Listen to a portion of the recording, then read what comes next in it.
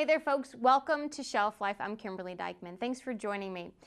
I get a chance to bring you some of the coolest books that are hitting the shelves today, and we showcase the real people behind them, their real purpose, and the real perspective, getting you to run out the door and go buy them. And we might as well throw in one more P, because my next guest is all about passion. He was an acclaimed U.S. military correspondent and journalist. He is a winner of the IPPY Award as a Storyteller of the Year, has the Outstanding Book of the Year, and has earned the moniker of Indie Sensation. Please give a warm welcome to Era 13. Thank you. Thank you for coming on out. You bet. So you've got this moniker of Indie Sensation placed on you, and you've been compared to the likes of Vonnegut and John Barth, and you're just throwing people for a loop. So define for us what indie really means, and this IPPY Award. We want to know about this as well. Okay. Well, the IPPY Award is it's an independent publishers award. It's a large international award. There are 3,175 entrants, and from 16 countries. Folks. Yes, oh few my folks. Gosh. They say it's one of the largest amount of entrants for a book award.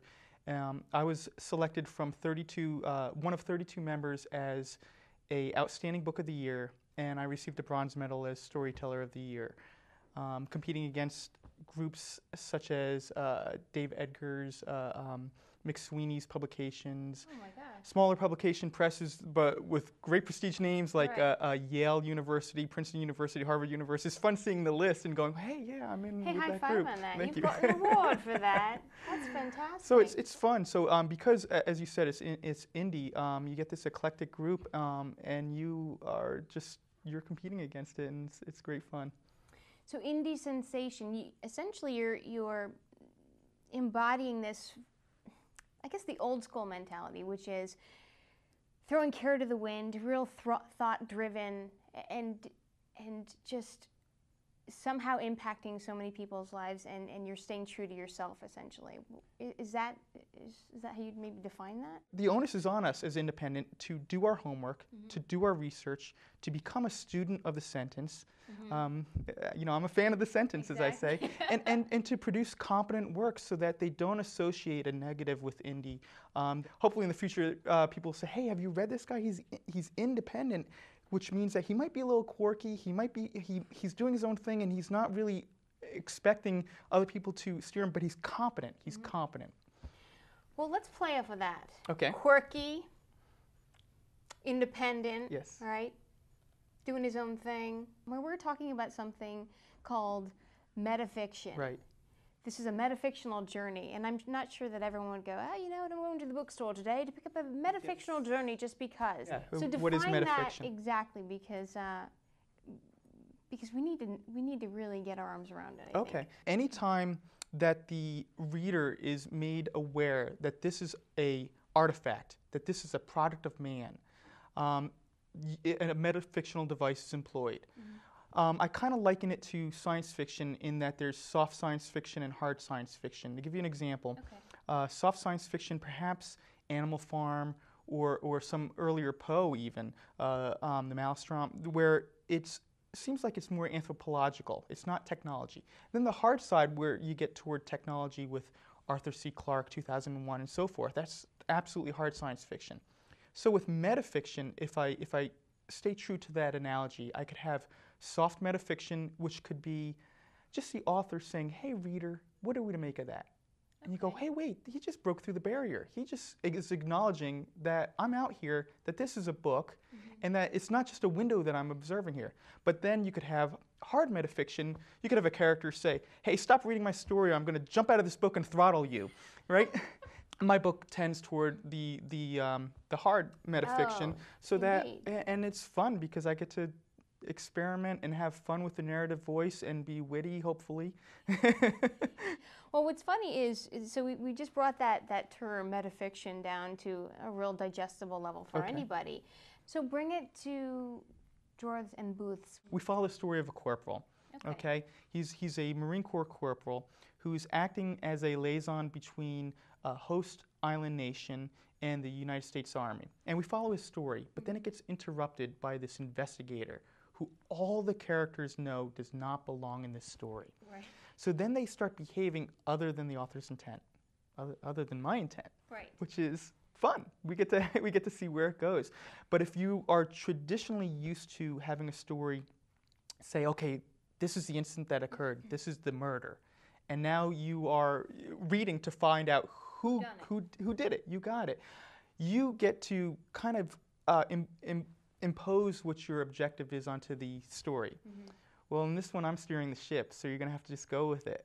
What does it take to sit down? What is that process like to do something like this, to write a metafictional piece? The analogy would be for movies where you have a story that you would shoot sequentially and then in the editing room put it back together, like maybe in Memento or something like that, Okay. where it doesn't follow the chronology, but it was shot maybe linear.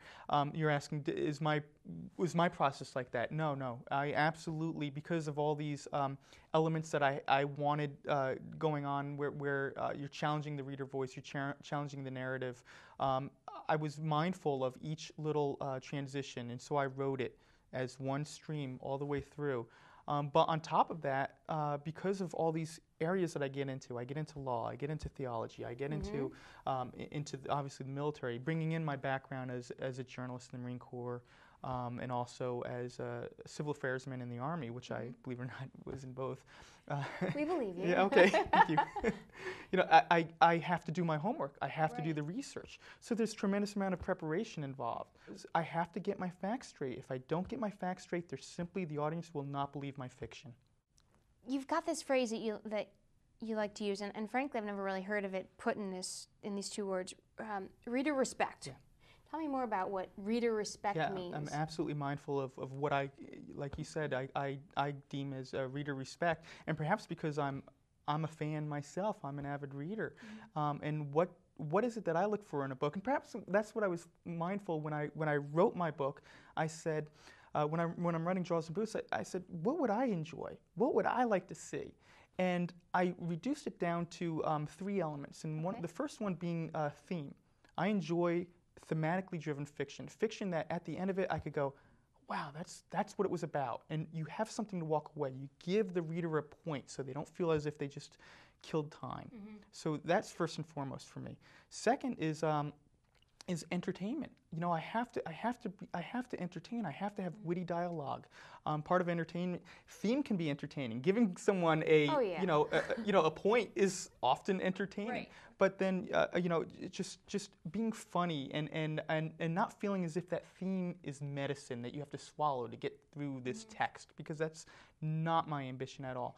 And lastly, believe it or not, for me, it's brevity. I feel like you have to be respectful of the fact that we all are busy, and the readers have a queue of books 10 high, or more so, and ambitions that you can't even believe, like reading the Oxford English Dictionary.